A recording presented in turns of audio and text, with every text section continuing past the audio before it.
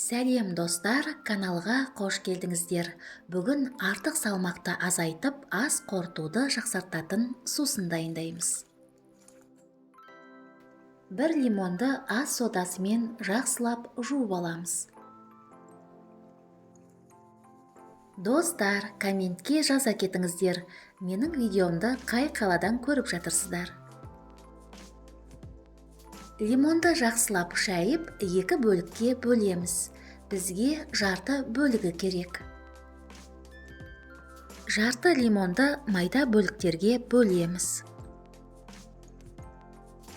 Лимонның құрамында ағзаны токсиндер мен қалдықтардан тазартуға көмектесетін, яғни ішек денсаулығы мен салмақ жоғалтуға көмектесетін антиоксиданттар бар.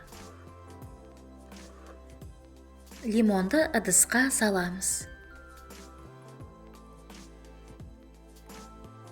2 ас қасық күрішті ыдысқа салып, жақсылап жуып аламыз. Күріш энергия көзі болып табылады. Қандағы қант деңгейін тұрақты ұстауға көмектеседі. Бұл тәбетті бақылап және салмақ жоғалту үшін маңызды. Лимонның үстіне 2 ас қасық тазартылған күрішті қосамыз.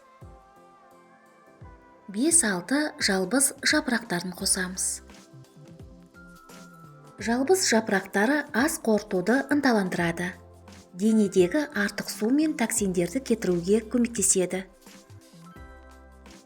Қоспаны баяу отқа қойып 10 минут қайнатамыз.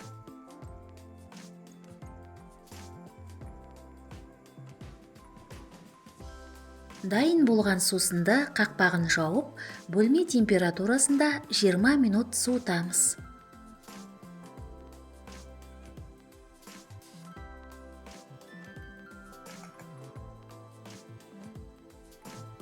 Суыған сусынды сүзіп ыдысқа құйып аламыз.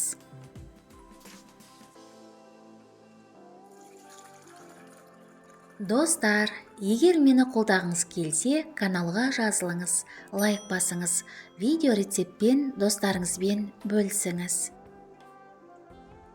Сусынды ішерде шынаяққа сусынды құйып, үстіне 1 шай қасық бал қосып араластырамыз.